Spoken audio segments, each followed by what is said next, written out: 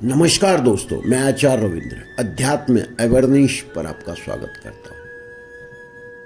वास्तु शास्त्र में हमारे ठीक इसके पहले वीडियो में हमने बताया, पार्ट 1 में इच्छा पूर्ति पार्ट 1, कि कैसी इच्छा पूर्ति होता है, कौन से देवता करते हैं, कौन सी दिशा करती है। अब इस पाठ में हम बताने जा रहे हैं कि जीवन में कभी ऐसे दो शब्द का उपयोग नहीं करें तो यह पुष्प दंत भी आपकी इच्छा को पूर्ति नहीं कर पाएगा। यह शब्द क्या है और यह शब्द आपके जीवन में काम कैसे करता है, इसी चीज को समझना है। आप जानते हैं कि यूनिवर्स है, ब्रह्मांड है। इस ब्रह्मांड में आपका संदेश जाता है और ये ब्रह्मांड आपके संदेश को साकार करने में लग जाती है। एक शब्द आता है, कायनात लग जाती है आपके इच्छा को पूर्ति करने में। इसी चीज को समझना आवश्यक है। आपके अंदर भी यूनिवर्स है, ब्रह्मांड है, सब कॉन्शियस अवचेतन मन।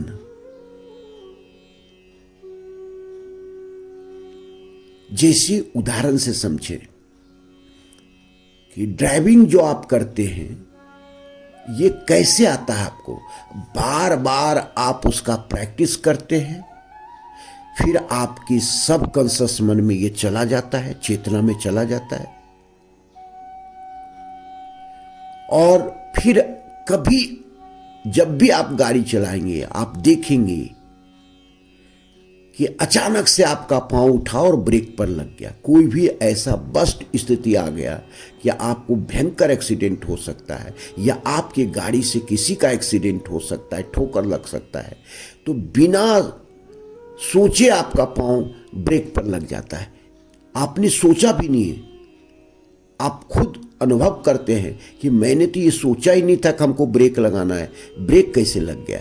ये सब कॉन्शियस माइंड आपका वर्क करता है। दो माइंड है, कॉन्शियस माइंड जो वर्तमान में आप करते जा रहे हैं, सब कॉन्शियस माइंड बार बार करते हैं, बार बार करते हैं, और वह आपके सब कॉन्शियस माइंड रिसीव कर लेता है और फिर उसी से यूनिवर्स में वो सारी चीज करने लगता है जो आपको चाहिए।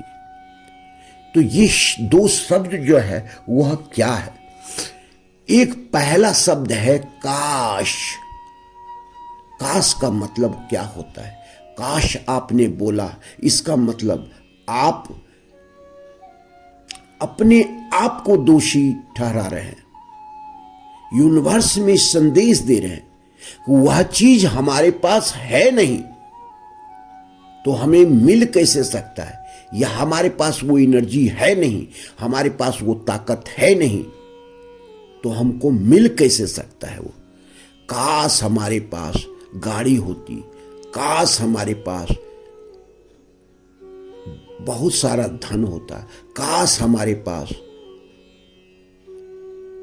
ऐसी पत्नी होती, काश हमारे पास ऐसा पुत्र होता। मतलब आप खुद अपने आप को दोषी ठहरा रहे हैं कि आपके पास है नहीं और होगा भी नहीं, क्योंकि काश शब्द जुड़ा हुआ है। इसी चीज को समझना है। कभी भी अपने यूनिवर्स में, अपने माइंड में, आप सब कॉन्शियस माइंड में ये काश शब्द का उपयोग नहीं करें। और क्योंकि इसका उदाहरण देंगे आपको, जब सिकंदर पूरे विश्व को जीतने चला था तो उसे यकीन था कि हम जीत लेंगे। उसे कोई संदेह नहीं था, कोई भ्रम नहीं था। उन्होंने माइंड में कोई संदेह भ्रम नहीं डाला था। मुझे विश्व जीतना है और मैं जीत लूंगा, यकीन था। और वो जीता। लेकिन जब भारत में आया तो उसका यकीन दुविधा में बदल गया कि शायद हम भारत में नहीं जीत पाएंगे, क्योंकि यकीन कम होने लगा, सब चीज उल्टा होने लगा उसके जीवन में। उनके देवता के जो झंडे थे वो जलने लगे, वह जल गए।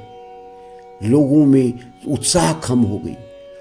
उनके सैनिक बीमार पड़ने लगे और खुद बीमार होकर के भारत से लौट करके गया। दूसरा शब्द है नहीं। नहीं कभी भी जीवन में नहीं लाना है, क्योंकि सब कॉन्शियस माइंड इसे रिसीव कर लेगा। हमसे नहीं हो पाएगा, हम नहीं कर पाएंगे, हम नहीं पढ़ पाएंगे। पहले ही आप अपने माइंड में, सबकॉन्शियस माइंड में दुविधा डाल दिए, यकीन खत्म हो गया।